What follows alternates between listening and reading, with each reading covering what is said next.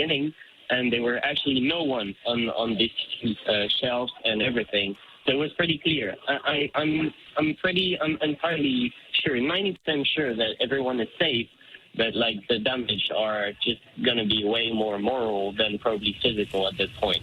We're seeing pictures. Max, thank you very much. That was extraordinarily helpful, and we're sorry for what you're witnessing up close and what the world is now watching. We're seeing pictures come in right now on French television of President Macron. He appears to be in this moment being briefed by authorities as he approaches the fire and is being brought up to date on this just devastating blaze now, not only consuming certainly the top part of that iconic cathedral in Paris, but consuming us all over the world in our horror and disbelief that such an iconic structure in Paris is now going up in flames. As he now arrives at the scene, we do know that he tweeted earlier, and as we mentioned, one of the ways that they talk about Notre Dame is as Our Lady, and he tweeted out, Our Lady is burning tonight. Of course, they're 6 hours ahead in Paris, which would make it about 8:30 p.m. in Paris. President Trump has also tweeted saying, so horrible to watch the massive fire at Notre Dame Cathedral in Paris. He added in his tweet, perhaps flying water tankers could be used to put it out, must act quickly. The president certainly reacting to some of the questions we had early on, which was just how quickly could they get, emergency relief firefighters to the scene. As you look in the lower right-hand corner of your screen, I'm really struck by some of these images. Every once in a while, you'll see sort of one hose from one particular direction, this one in particular taking aim at those flames, but it would certainly seem that they are vastly outnumbered in strength and in power, the sheer force of this fire. And in talking to Alistair Bruce earlier from Sky News, as a boy going to the cathedral himself and describing the architecture, the structure, the lead surrounding that ancient wood that keeps so much of that cathedral in its glorious form is also now being preyed upon by the heat and the strength of these flames as that wood, that part of the church now goes up in flames. Again, there is certainly a guessing game at this hour as to what could have caused this. We do know there was a $7 million renovation project, the scaffolding surrounding the spire on the top of that cathedral. And our foreign correspondent, James Longman, is watching this unfold along with us. And James, you have reported on the political turmoil in Paris these last few weeks on World News Tonight for us. And certainly this is going to be just one more chapter of heartbreak for the people of France. It's been an unsettling time in that country, and this is going to really hit everyone.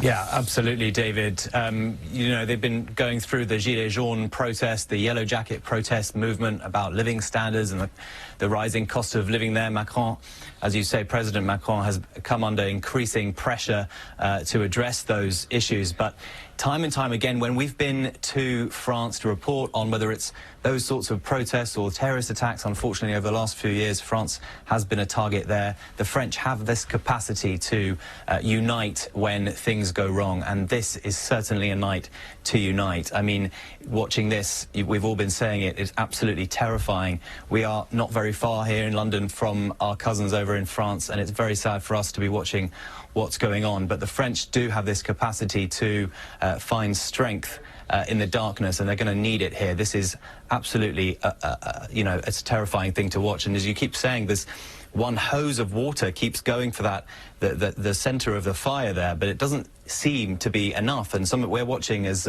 emergency services appear at the scene. Some of their cranes don't seem to be able to go high enough to tackle the blaze.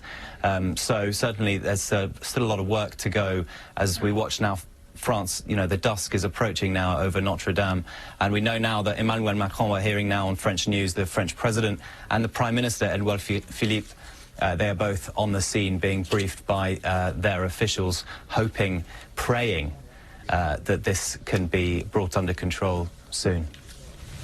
James Longman watching from our London bureau, and James, who has reported extensively on the protests in recent weeks in France that have not let up. In fact, President Macron, who is now on the scene being briefed by authorities, was set to address the nation tonight in a televised speech, one that had been recorded earlier, about the social unrest in his country that so far is not letting up. Instead, he's now facing another, certainly far more urgent crisis in Paris, and that is the fire engulfing much of the Notre Dame Cathedral. He did tweet a short time ago, "Our Lady of Paris in flames, emotion of a whole nation."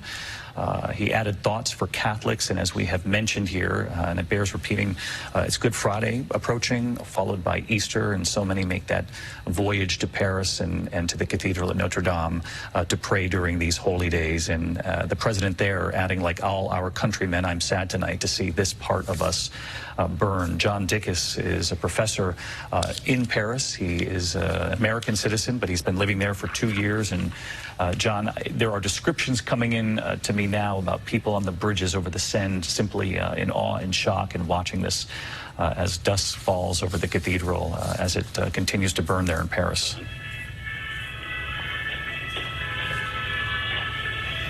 John Dickus, if you're still with us, we're getting descriptions coming in now. In fact, one quote just handed to me now from the Notre Dame spokesman André Finot telling French media, quote, "Everything is burning, nothing will remain from the frame." The 12th century cathedral, obviously home to incalculable works of art, one of the most famous tourist attractions in the world. And obviously, as we've been on the air now for the better part of 40 minutes or so, there is hope, certainly on our end, and prayers in Paris that something will be salvageable from the cathedral in Notre Dame. Some of those, jewels on the inside, the art, the stained glass. But from your vantage point, how much of that do you think will even be possible? I gotta say, when this fire first started about an hour and a half ago, I was hopeful that they'd be able to get it under control. And from my balcony, I would say it's devastating right now. We just saw another portion of the roof collapse. We can see they've got a second hose that's hitting the flames now, but it's just the hose and the water stream is so small compared to the size of the fire, even as the fire has started to burn itself down a little bit. The one thing we're still holding out hope for is the two towers, the big towers at the front of the cathedral. The entire time we've been watching, we haven't seen any flames coming out of the towers. We haven't seen any flames coming up the towers. So we're still holding out hope that those towers are going to stay standing when this is done. No, and John, I was struck by what you said there a moment ago, saying we now see a second hose, and just the mere idea that you can see from your vantage point only two hoses now at work trying to take down this massive fire that's engulfed the roof and certainly much more of the Notre Dame Cathedral at this point. The roof in the beginning as we started monitoring this, and now we've watched the flames overtake much of that cathedral. We know that Parisians are in the streets. They're along the Seine. They are watching, aghast and in horror as this fire engulfs one of the most famous cathedrals in the world, and certainly the most famous in Paris. The spokesman for the Notre Dame Cathedral telling French media at this hour that the entire wooden frame of the cathedral, they suspect, will likely come down, that it's not just the spire we saw some time ago, but that the entire wooden structure they're predicting will come down. They are certainly concerned about people in the area. There were reports from witnesses that embers burning from the church carried in the sky over the streets of Paris, that some of those were falling on people below, and that emergency teams were moving them back. But again, at this hour, the entire wooden frame of the cathedral at Notre Dame in flames. They fear it will all come down. And the quote I mentioned a moment ago is quite something. The spokesperson for Notre Dame Cathedral saying everything is burning, nothing will remain from the frame. Of course, the cause of this catastrophic fire, unknown at this hour. There is speculation. When the fire first broke out, you could really clearly see the scaffolding surrounding that spire. And for those of us who have been lucky enough to have traveled to Paris, you're familiar with that scaffolding. There you see much of it there. This $7 million renovation project for that ancient spire on the top of the cathedral. There is speculation that perhaps the fire was potentially linked to that renovation, though we do not know that for sure. They were renovating the spire. It's 250 tons of lead in that spire.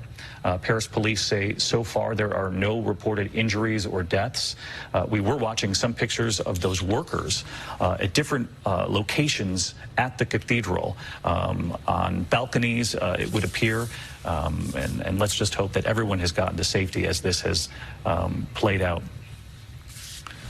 Steve Mcgill joins us now. He's the Jersey City Fire Chief. And Steve, you're no stranger to trying to knock down massive fires, but this one brings with it extraordinary challenge because of the sheer nature, the history of this cathedral, and the isolated area. And for those who've been to Notre Dame, you know how difficult it is with the Seine just beside it.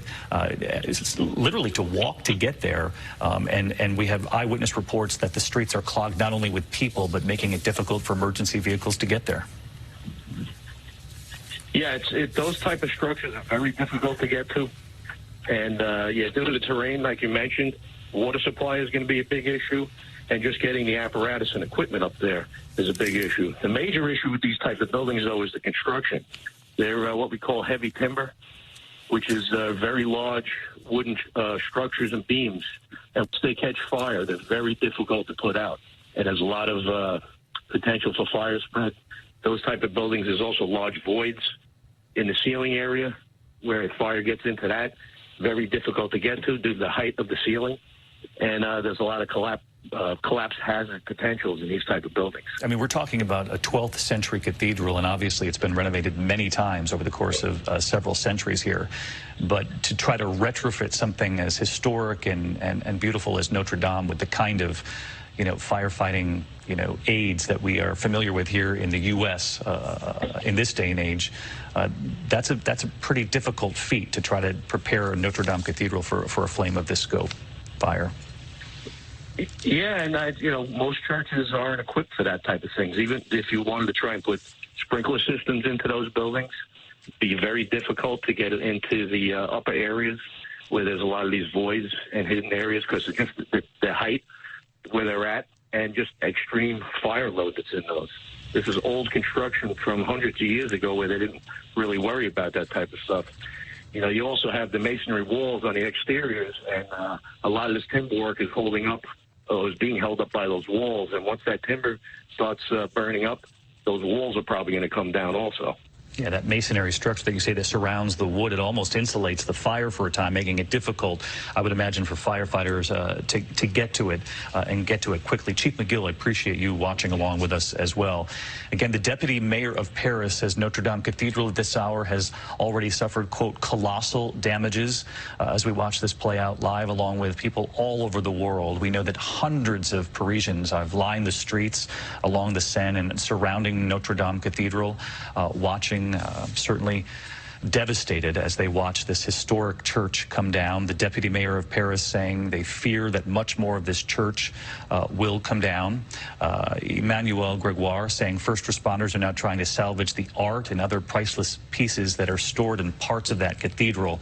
Because so many of these cameras, and justifiably so, are pointed at the flames toward the top, it's hard to get a sense of that effort, but there are efforts on the ground to try to get some of the valuables and the historic pieces inside the church out of the cathedral. Even as this fire takes place, there's significant concern on the ground because of reports that pieces of that church being carried away. One eyewitness describing the winds in Paris this evening, helping to fuel not only the flames, but then to carry the embers over parts of Paris. A concern for people watching from below. We saw earlier that spire, that famous spire at the top of the cathedral come down. It was initially surrounded by flames, and then we watched as this progressed on live television. There's the image right there, which is still breathtaking to see, and we've seen it several times now. But for a time, simply the flames were around the spire, and then you saw them shoot up right inside. And as we've heard so many people here eloquently describe the age and the historic nature of the lead and the wood, and the wood that was surrounded by much of the stone that builds the church, but now would serve as a bit of insulation as this fire takes over the top of the cathedral. And the main question now is how much of it can be saved, if any of it at all. We know that the president of France, Emmanuel Macron, is on the scene being briefed by authorities. He is trading one, national situation for another. He was set to address the French people about the growing divide, the socioeconomic debate within that country, the protests we've seen in the streets in recent months, the fires that have been set in the streets, set to address the nation tonight, in fact, and instead that speech put on hold, canceled for this evening, instead dealing with something that will bring heartbreak to everybody in France, and certainly prayers from around the world, including here in the U.S. President Trump tweeting as well his thoughts for the people of France, and certainly watching along with the rest of the world as that cathedral known by so many people. Even if you haven't been to Paris, people know Notre Dame Cathedral, and certainly in these days ahead, such a holy moment in the year and the calendar.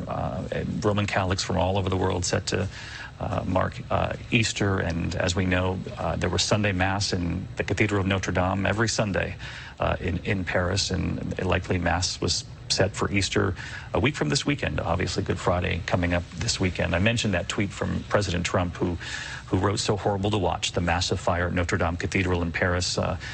He actually suggested water tankers or something from the air, and obviously we haven't seen any sort of aerial assault on this fire. We've only seen so far fire trucks from down below. There's the tweet from the president asking about whether or not water tankers could be used. Must act quickly, he added to that tweet, and certainly they know on the ground there in Paris that they have to act and act rapidly. The question is whether or not they have that sort of capability in such a confined area in Paris. Chief Mcgill back with us now, and Chief, it must send, even for someone so experienced as yourself, shivers down the spine when you think about the age of this structure and what they're trying to preserve, and really they're just up against the clock at this point.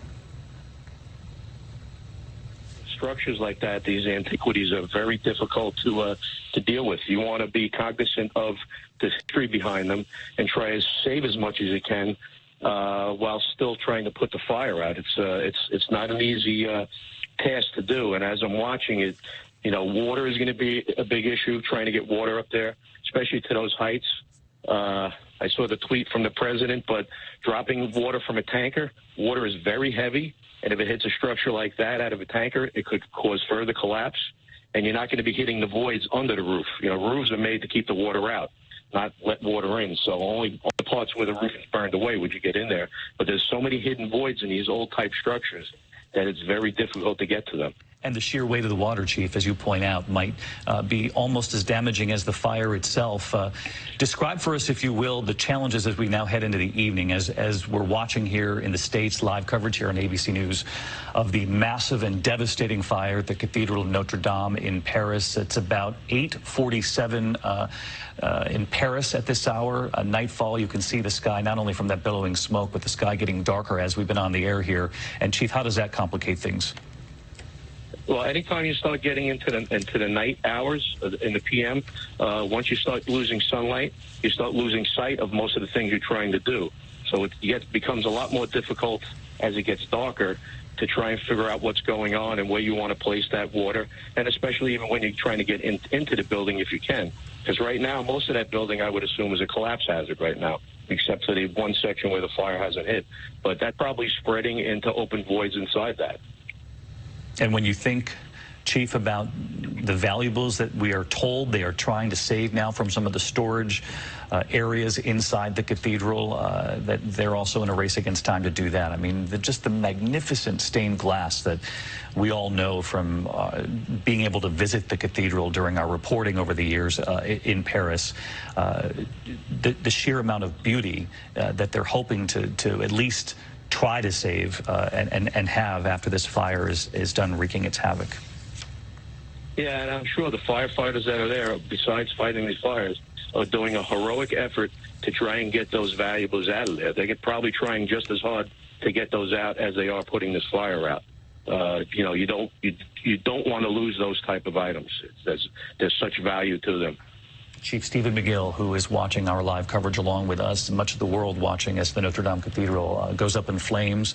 The fire breaking out a couple of hours ago now, and at initial glance, you could see billowing smoke over the cathedral, and then the evolution of the size and the scope of what we were witnessing. There's scaffolding, and you can see it right there in that particular vantage point surrounding what was the spire of the cathedral. That's now been destroyed. This was part of a $7 million renovation project. They haven't confirmed tonight whether or not that's how this fire started, but obviously there is growing speculation that there was some sort of connection with the construction, the renovation underway at the cathedral. That spire has come down, and we know that much of the wooden interior of this 12th century landmark is burning and also likely to be destroyed. That spire coming down some time ago. There are predictions there on the scene that much of the roof of the cathedral is expected to go as well. People are watching as everything is burning. Nothing will remain, says the Notre Dame spokesman Andre Finot. And John Dickus, who is a professor in Paris, he's been living there for 2 years with his partner. You said she, not surprisingly, was in tears when she recognized the scope of this. And what are you seeing now as those skies grow dark and night falls on Paris? So now that the sun has gone down, the fire looks a lot uglier. You can see all of the flames. You can see it sort of illuminating through the structure, which is sort of showing you how much of the structure is just gone. I mean, parts of it that have been there for centuries have collapsed, and then we're just looking at the fire now. Which is horrifying to see. And you know, I was listening to you talk about some of the artifacts and relics are in there. I think about there's an item in there that many Christians believe is the actual crown of thorns. It's been there for close to 1,000 years now, and it's made of wood, right? And so when I think about some of the relics in there and how long they've been conserved, and it's got to be extremely difficult to try and get anything out of there at this point.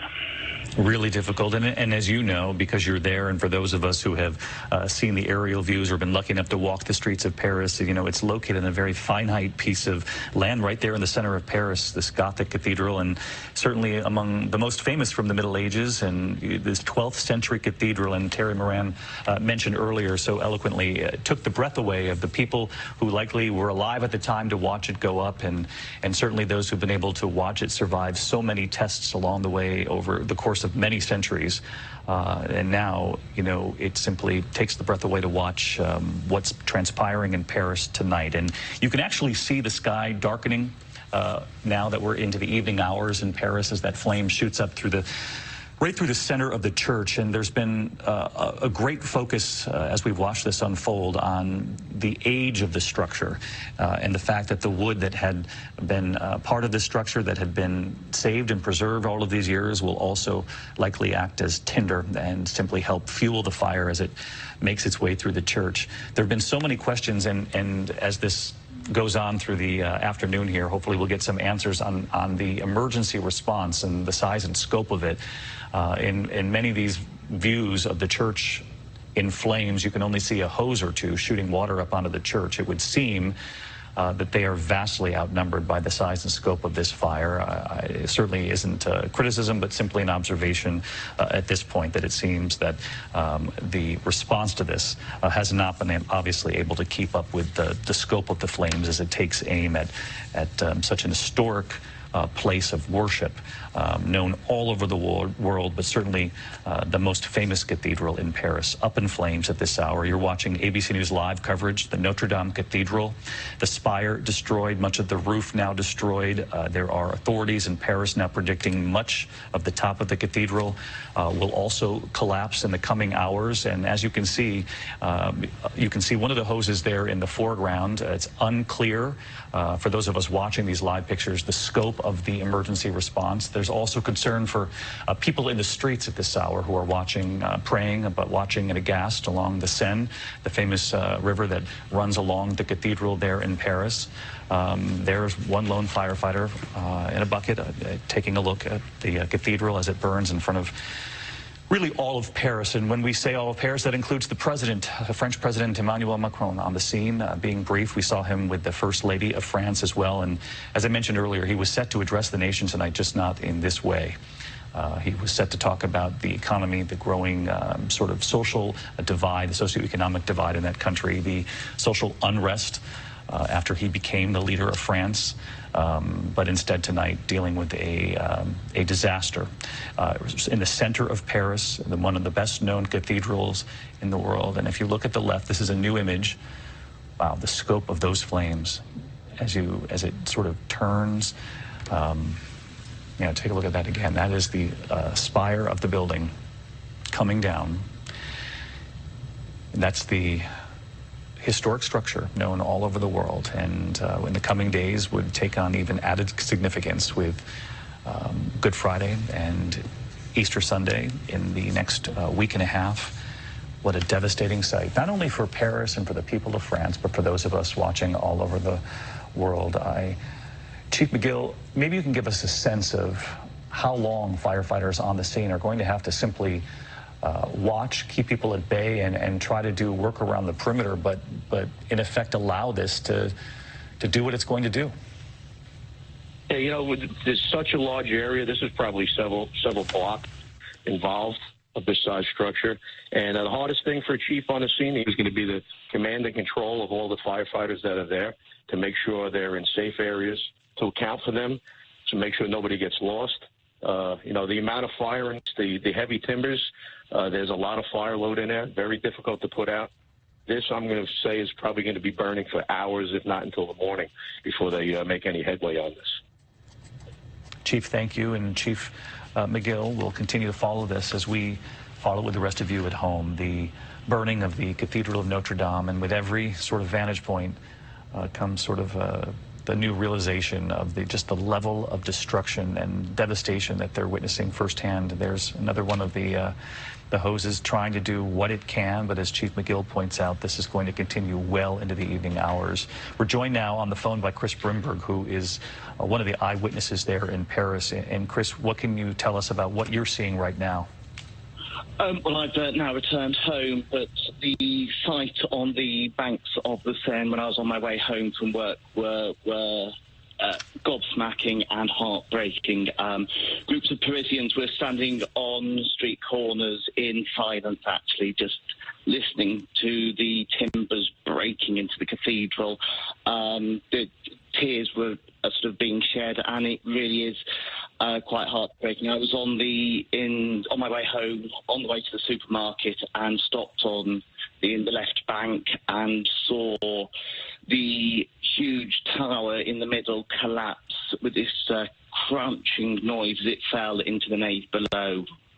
I can only imagine that as you were traveling along the Seine that you were hardly alone, and people looking up in horror and the reality of what they're watching transpire with their own eyes, that this history, this grand history, right in the center of Paris is destroyed. Hundreds of people, are sort of standing on the quays of the Seine. The army's moving them back into sort of side streets to allow the fire engines to get into the area, and I saw mobile fire trucks sort of setting up temporary offices on site. They obviously think it's going to be a long operation there. I mean, it's hard to sort of underestimate how much this is part of Paris. All mileage comes from the centre of Paris, from in front of Notre Dame. So it's not only the spiritual centre of the city, it's the sort of geographical and cultural centre too. And so as I was walking home this evening, we were all standing on street corners talking to each other, going that the heart of our city is quite literally burning in front of us.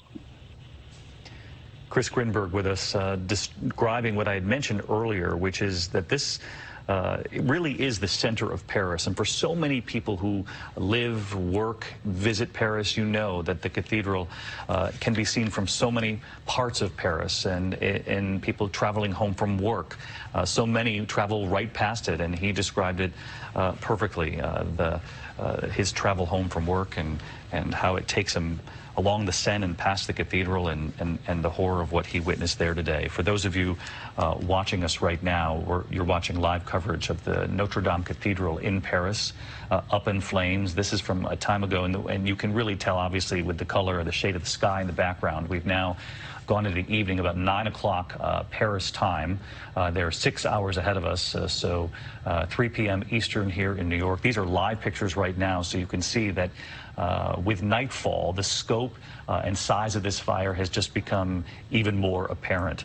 The flames growing as we've been on all afternoon. Initially, from several of the live feeds coming in from social media this afternoon, there was simply smoke surrounding the spire, the scaffolding that had surrounded the spire as well, part of the $7 million renovation project that had been underway. And then it soon became clear that firefighters were battling a massive blaze at the iconic Notre Dame Cathedral. It sent ash pouring onto tourists who were watching below. There were several reports of embers burning in the air carried by the winds, a somewhat windy day in Paris, making it even worse. And Max Miaphitis, who's been kind enough to share not only his observations with us, but get a handle on what it is he's witnessing firsthand there in Paris. And I suppose, Max, that now that it's darker out, you're also seeing more clearly just how devastating this is. Yeah, exactly. So what I can see right now is that the first tower is catching on flames. So, you know, from the cathedral, the front side, there is actually two huge towers, right? There are joined. Well, the left side of the tower is actually catching on fire, or we can see smoke coming up from it. And actually, the whole structure from the back is just burnt in flames. You cannot even see anything from it. It's like it's just red. It's a huge amount of flames everywhere. There's nothing else to say than just chaos. What's happening right now is really devastating, because we can see actually that like the firefighters are struggling to like keep down the fire. Like their water is just so small. Like it's not doing anything. And we had we actually had the idea that we had planes coming up to shut it down, but how can you throw this huge amount of like water on a wood structure? It would destroy everything, right? So we just had to rely on these firefighters that are actually so close from the fire, but that cannot do anything at the moment. I don't know if you can hear it, but there is actually prayers very close to where I'm standing.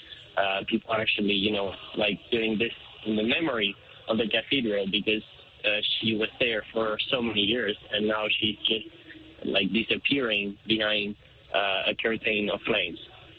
We can hear that in the background, your phone picking up the prayers of the people there in Paris tonight as they gather in the streets to watch what has been unfolding since about 6:50 p.m. local time. That would make it shortly before 1 p.m. Eastern. The first reports of a fire right in the center of Paris at the historic Notre Dame Cathedral. French media reporting at this hour several hundred firefighters are now on the scene, but as we just heard Max say, and we've heard Chief Mcgill say during our live coverage here on ABC, that it would be almost impossible to implement any sort of aerial assault with water over a structure that is this old, a 12th century cathedral, because it would simply destroy what's left. So much has been destroyed already. Authorities there on the scene have not only witnessed the spire come down, we just heard Max report that one of the towers is now engulfed in flames, and there have been predictions on the scene from local authorities that much more of this cathedral will come down in the hours ahead. We're joined by Kelly Weymouth, who we believe captured that video that left us speechless of the fire, is there on the scene. And we're watching your piece of video right now, and I don't even know how you were able to hold the phone, actually, while you were watching that through the lens of the phone, Kelly. I'm sorry you had to witness that, and just tell us what you've seen, what you're seeing now. So me and my mom were going on a sunset cruise on the Seine, just like a champagne cruise. And when I got on the boat, someone had texted me, one of my friends texted me saying, Notre Dame is on fire. And we couldn't see it at that point. We were kind of shaken up, and everyone was like, are you sure? Like, are you sure that's what's happening? And then our boat started going down the river, and you could see the smoke just raising up. And then eventually we got next to it, and you can just see the flames going up. And then the boat had to stop because they were stopping all traffic, but we had to stay in one spot. So we were actually next to Notre Dame for like 45 minutes just watching the fire. And eventually the tower came down. was just very, very crazy. Kelly, where are you from? Washington, D.C. From Washington, D.C., traveling through Paris with your mother with the holidays approaching? Yeah? I'm studying abroad here this semester, and she's visiting me this week. Must be a chilling thing to witness, obviously, with your mother. And how many other people were on that sunset cruise? We know that it's such a popular thing to do there on the Seine in Paris, and setting out on what you thought would be, you know, an enjoyable and somewhat romantic. It's impossible for it not to be a romantic evening in Paris until you begin witnessing what you have witnessed. There were like 40 of us maybe, and it was just kind of crazy because it was people from all different countries. Then eventually there were some French people on there, and they just started sobbing and holding each other, and it was just very, very intense. Well, Kelly, please send our best to your mother as well, and to the folks who were on that cruise. Will be forever changed by what they witnessed this afternoon. Kelly, thank you, and thank you for sharing your images. Thank you. As devastating as they are. That's Kelly Weymouth on the phone. She was doing one of those sunset cruises on the Seine. She's studying abroad, and her mother was there visiting her. She said she was on the cruise with so many other people, and what was, I thought, most notable about what she offered to us was the description of the French people who were on that sunset cruise with her, weeping, watching a piece of history destroyed in front of their eyes. And we saw Kelly capturing the moment the spire came down, and this was handed to me a moment ago. The French writer and historian Camille Pascal was on French media a short time ago and was describing the massive fire at Notre Dame, and she said it's caused the destruction of invaluable heritage, and we can be only horrified by what we see. 800 years since the cathedral has begun watching over Paris, as she pointed out, and its bells pealed for both happy and unfortunate events. So much of the history of France has been witnessed by that edifice, that enormous cathedral, that beauty that soars into the sky. And we were listening to Max earlier describe the prayers, and we've even had reports of some singing, and people on the scene there. You can hear it right there. Just the general unrest in the streets of Paris. There were reports that emergency teams at first were actually slowed down in their effort to get to that small little patch of land where the cathedral stands across the Seine, by just the sheer amount of people who were watching in horror and disbelief. And these are the people who live there in Paris, the Parisians, but also people visiting France. You know, Kelly Weymouth, who we were just talking with, who captured that unbelievable piece of video. She's there studying abroad for the semester. Her mother had come to visit. We listened to John Dickus with us all afternoon here. He's still with us now. He was the professor who has been living in Paris with his partner. He told us earlier that she was in tears when she realized the scope of what it was you were watching unfold. And I'm curious, John, what it all looks like now that the skies have turned dark and the sun has gone down in Paris. Yeah, absolutely. The fire has gotten a bit smaller. We can see they finally are getting some water on what looks like the center of the cathedral, which is encouraging. But as the sky has gotten dark, the fire just looks so much more sinister, and you can see how much of the cathedral is gone already. I mean, we can see through sections that have been there for centuries that just aren't there anymore, and it's devastating to see.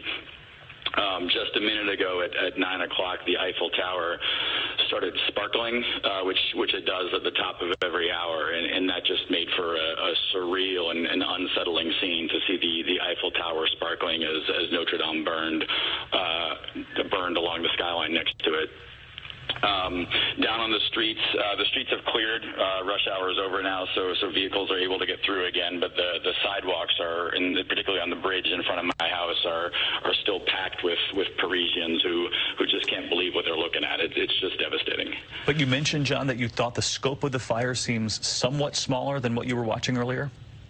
No question. The fire has gotten a lot smaller, but the horrible reason for that is a lot of the cathedral is gone. I mean, there's just less cathedral to burn than there was when it started 2 hours ago, and so there's no question that the fire is lower than it was when it first started. The tops of the two towers, the two big stone towers at the front of the cathedral have not burned at any point in the last 2 hours. We haven't seen any flames come up to the top of those. hope that those will be there when this is done. And we can see there's still, the hoses look so small compared to the flames that we still see leaping out of the cathedral, but at least now we can see they've got one that's aiming right at the center, and that's giving us a little bit of encouragement as well.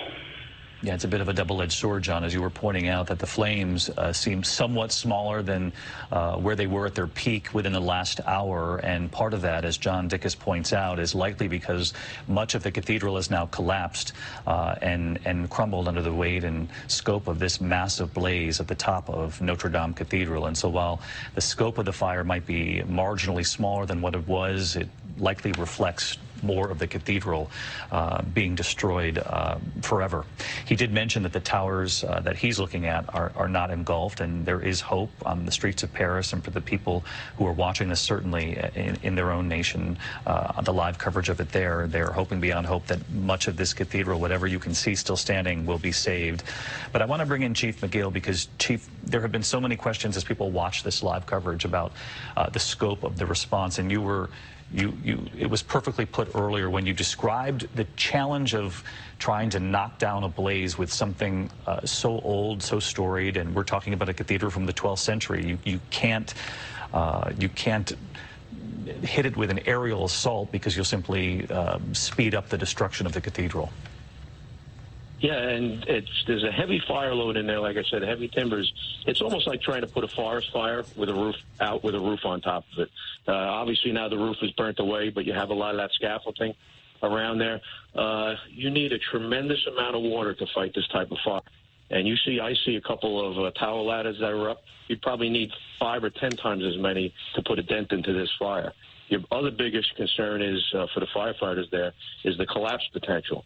Because these buildings are so high, you have to set up a collapse zone, and you're worried about something collapsing that's maybe 5 stories high. You have to be 10 stories high away, basically.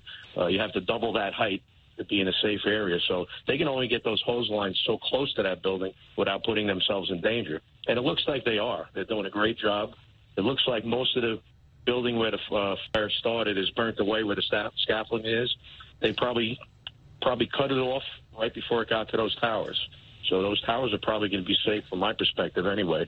I'm sure that's what they're doing now, is just fighting from the towers towards that main body of fire by the scaffolding. And simply doing this by surrounding the cathedral, is that correct, Chief? And we're seeing a couple of these shots with the hoses pointed, obviously, right toward that scaffolding that you described, but that seems to be how they're tackling this fire, is simply not only from the ground, but by trying to surround the cathedral. Yeah, the common terminology is surround and drown. It's basically you're doing a defensive operation, because it's much too dangerous to have firefighters inside that building, inside that collapse zone. So where that main body of fire is, they're hitting it from a distance away. And most of the time it's going to be from the outside in a structure like this. However, there may be firefighters inside on the parts where it isn't burned, and they're fighting from the unburned side towards that fire to keep it from spreading towards that other part of the building. Looks like they're doing a really good job of protecting those other structures, but it's very difficult, and they're working in a hazardous condition. At any given time, my thing I'm looking at is those scaffolding. The scaffolding is very weak. That's probably going to collapse, and hopefully there's nobody under there or in that area. It's somewhat surprising, Chief, that the scaffolding has lasted this long. Yeah, I'm very surprised. I don't know how that scaffolding was set up. I mean, scaffolding is usually pretty rigid, but a lot of times it's also attached to the building, so the building gives it some support. Now, without that building there, it's just supporting itself. And with that heavy volume of fire around there, I'd be very surprised if it stays up. Chief Stephen Mcgill and our live coverage here on ABC of the fire raging at the cathedral, the Notre Dame Cathedral, right in the heart of Paris this afternoon. It's now almost coming up on, 3:15 Eastern time, which of course means 8:15 there in Paris. You can see the sky behind the cathedral now dark as Parisians in the streets pray for their cathedral. Many of them, the rush hour, as we heard a moment ago from one of our eyewitnesses, is over. Many people have retreated to their homes and are likely watching just as we are here in the States as their beloved cathedral goes up in flames. We're joined now by Simon Jones. Simon's another eyewitness who watched much of this as it unfolded there in Paris. And Simon, what did you see? I just saw that the roof was on fire, and there was just loads of people standing around just as far as you could see the street were packed with people openly crying and weeping, and it was just a very somber, quiet atmosphere. You can hear the church bells are tolling in other local churches around the city. Watched the spire collapse down into the roof, and then slowly the roof collapsed. And at that point, like quite a few people, I just had to turn and walk away. It was truly awful, awful sight.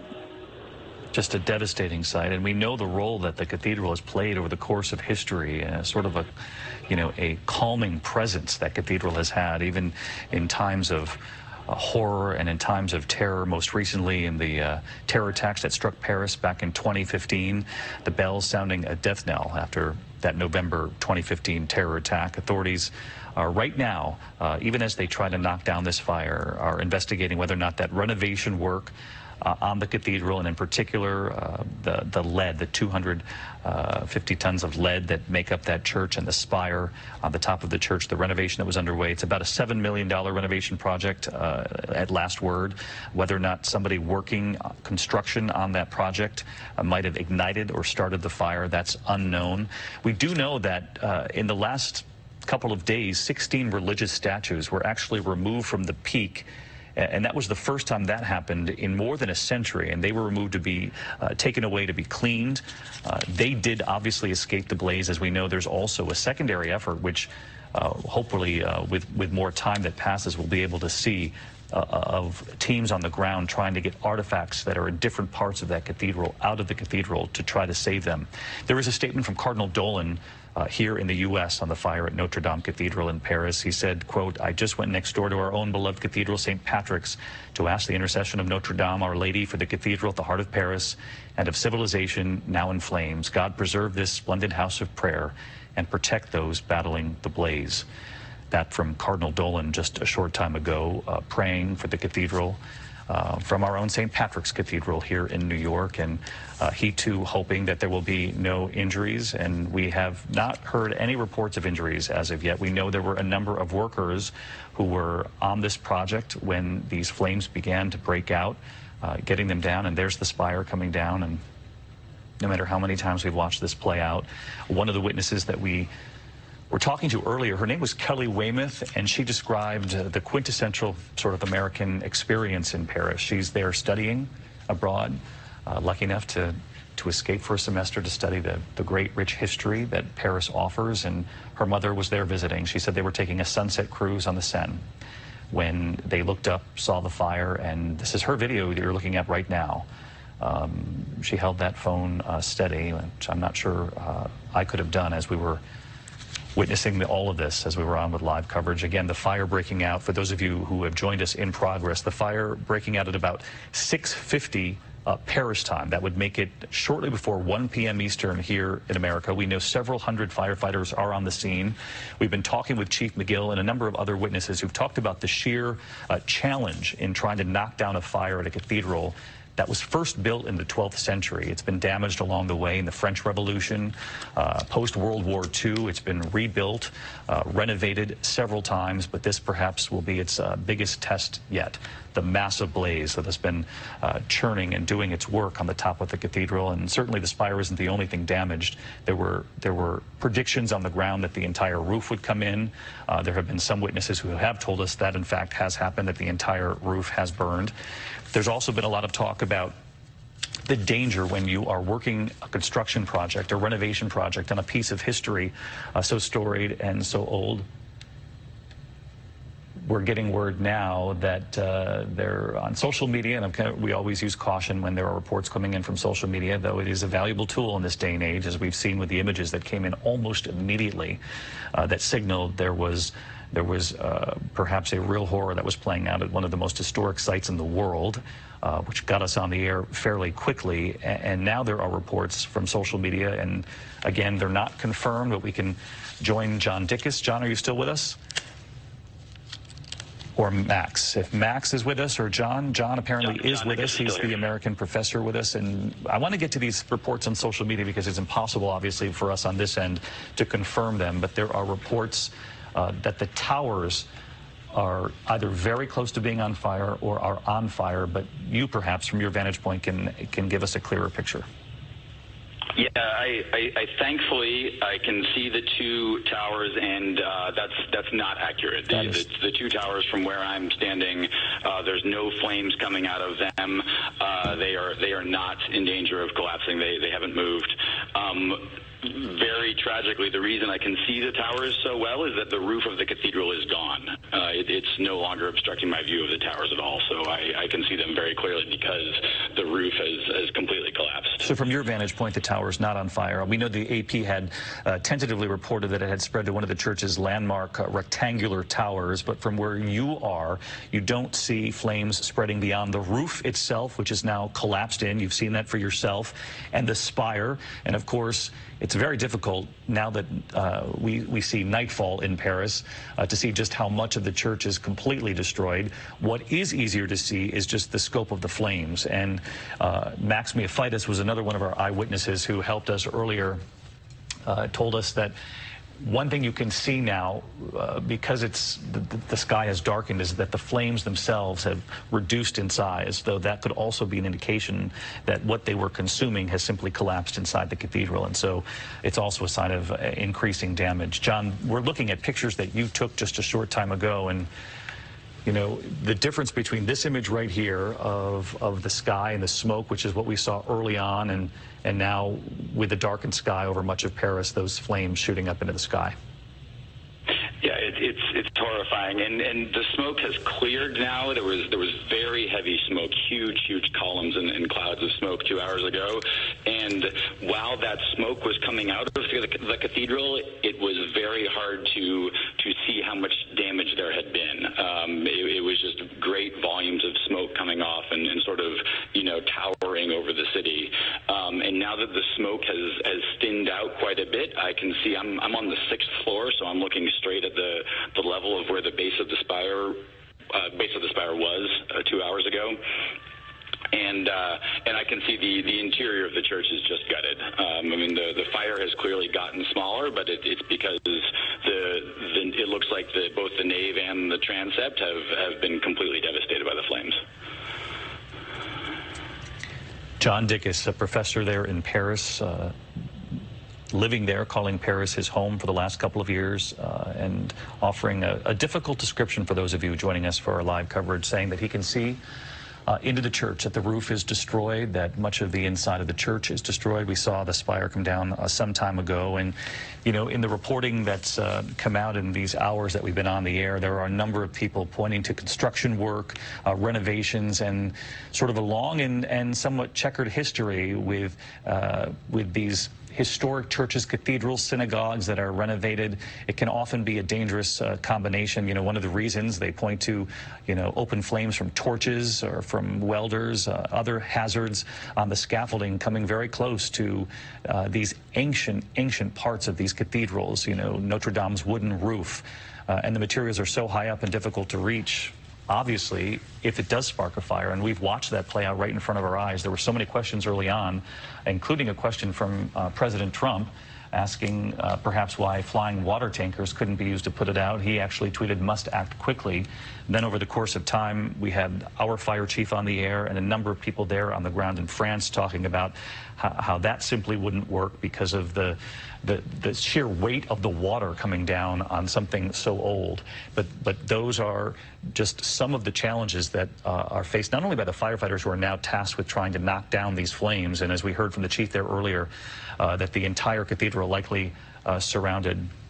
We're joined now by, Mark, give me that again. Billy Stapleton, he's from the ATF. And Billy, I know that you've been watching this along with Chief Mcgill, and I appreciate you taking the time for us. And if you could just add to what Chief Mcgill told us earlier, which is was extraordinarily helpful in describing why it is so difficult to try to knock down a fire in a structure that is this old. Yeah, well, this type of structure is undoubtedly constructed with heavy timber construction on the interior to provide a skeleton for the outer walls. This heavy timber is very strong when it's in the condition that was meant to be at the time of construction. Over time, it can deteriorate. It can be more prone to collapse, especially with fire impinging upon the roof system. And it's a large structure. It's difficult to get enough water into the structure. Billy Stapleton with the ATF watching this with us. It's now 3:23. 9:23 there in Paris, and that quote that sent shivers earlier, quote, "Everything is burning, nothing will remain from the frame," and that came from André Finot. He told the French media there. He's the spokesman for Notre Dame. And as we know, this cathedral, built in the 12th century, is home to incalculable works of art. We know that there is an effort underway on the ground to try to save much of that art. We also know that that in the coming days, with Good Friday approaching and Easter Sunday approaching, that so many people from around the world make that trip to Notre Dame. It's still used. They still conduct Mass on Sundays. That did not stop with this renovation project. And as we heard earlier, the Americans who were on that sunset cruise down the Seine looking up and in disbelief at what they were witnessing. That was right about the time that we came on the air, when we saw that spire fully engulfed with flames and knew it was just a matter of time, and then watched it collapse with all of you at home. I want to bring in Terry Moran and this notion. This is Kelly Weymouth's video here, Terry. That was the young American woman who's studying in France. And you and I were talking earlier just about, you know, the storied history of the cathedral. The cathedral right in the center of Paris has been a reassuring place, not only of worship, but because of what it has symbolized for the people of Paris, and that it has survived so many tests before. You're absolutely right, David. That cathedral is the heart of Paris, built on an island right in the middle of the river that runs through the middle of Paris. It's the heart of French Christianity. It's the heart of the French nation and the French people. And it has seen over these centuries so many crucial moments of the history of the French people. One thinks of the liberation of Paris. We were talking about it earlier, which culminated in this incredibly dramatic moment when Charles de Gaulle arrived at Notre Dame. It was the first place he wanted to go in Paris, and a gun battle broke out, symbolizing the struggle of Paris and France itself during World War II, all the way back to the French Revolution, where the revolution became very radicalized and decided that France should no longer be a Christian country, and they targeted the cathedral there. They just targeted Notre Dame for vandalism and desecration. Each time it has risen from the destruction and from the challenges and the wars, and this is going to be another huge challenge. You know, it'll be a very different cathedral that rises out of the ashes, and rise it will. But we don't know, of course, who the architects and artists were that built that 800 years ago. They weren't star celebrity architects. They were not building a showpiece. They were building a giant prayer in stone and timber and glass. And my hunch is that Christians all over the world will give not just money but beautiful artifacts. It will be its rising will be an expression of the abiding power of the Christian faith to so many millions of people around the world. As we watch these tragic scenes, I think we can look forward to a great project of faith for the people of France and for people around the world as well. Terry Moran offering some hope with these holy days ahead of us, and Christians around the world preparing to mark those holy days, and so often coming from all over the world to visit the cathedral, the Notre Dame Cathedral. And as we mentioned earlier, and as Terry just pointed out, the real challenge will be in moving forward. Who will rebuild? Who will be chosen? Who will contribute? And certainly a lot of responsibility will be on the shoulders of the French president, who has tried to calm his nation amid the protests in recent months, the yellow vest crisis that has rocked the country, the economic uncertainty in that country. In many ways, one of the debates there has been a similar debate that we've seen here in the U.S., which is about a shrinking middle class and about economic disparity. But tonight, on a night when he was supposed to address the nation, that has been canceled. He instead will likely be addressing the nation about something vastly different, the more immediate heartbreak in their country, that right in the center of Paris, the heart of Paris, the cathedral, the Notre Dame Cathedral, going up in flames shortly before 1 p.m. Eastern, a construction project on the spire of the church, a renovation project at the church, believed to be perhaps a contributing factor to this fire, though that's not been confirmed. No reports, and this is the one part of the good news in this, no reports of any injuries as of yet. And of course, we await to hear how successful they were in trying to salvage some of the jewels, some of the art, some of the history from inside that cathedral. John Dickus, an American who's teaching in Paris, I want to get a final word from you. You've been so thoughtful and so calm as you and your partner, you described her tears earlier, as you witnessed this from your vantage point, seeing the true destruction firsthand. Sure. You think about how long this cathedral has been here and what it's meant to so many people, both residents of Paris and visitors to Paris from around the world. Obviously Christians who see it as a house of worship, but also people of all faiths who see it as just this beautiful and timeless work of art and architecture and such just an iconic part of the city. And it's just been gut-wrenching over the last couple hours to watch it come down. And from where I'm standing on my balcony now, I can see that the fire is a lot smaller. It's a lot smaller than it was an hour ago. But the reason I can see that so clearly is because so much of this church is just missing. There's just so much of it that isn't there anymore, and it is not going to be there anytime soon. John Dickus, an American who is living in Paris, who has lived there for the last couple of years, who teaches there on a balcony and helping to navigate us through our coverage through the course of the afternoon, reporting there a moment ago that the world-famous 12th century monument that is engulfed in flames, that those flames, it would appear, according to John, or at least from his vantage point, that they're reduced somewhat in size, but he also added the fact that likely that means that they simply destroyed what they had engulfed in the moment. The roof has caved in. He can see that from where he is, and perhaps the fact that we're not seeing as many of the flames as we saw earlier simply means they have destroyed what they were working on. And now we wait in the coming hours to see if the fire spreads, if the containment. We do know that firefighters are surrounding the cathedral on the ground, that there was not an aerial assault of any kind because of the sheer age of that cathedral, but that they're working to contain, surround, and contain, which is what we heard from the fire chief earlier. And they will likely do that into the coming hours. And now the young French president has a new challenge on his hands, which is to help his nation deal with the loss of a structure known all over the world, and has certainly given them something to look to in times of a test and heartbreak, and tonight that heartbreak surrounds the cathedral itself. Our thanks to Terry Moran and to James Lawman, our foreign correspondent, to the fire chief, and to so many of the eyewitnesses who were so thoughtful on the scene, to Max, to John, Kelly Weymouth, that student with her mother on the Seine. I'm David Muir. We'll have complete team coverage on World News Tonight. Our live coverage continues at ABC News Live and at abcnews.com. I'll see you in a short time from now. Until then, good day.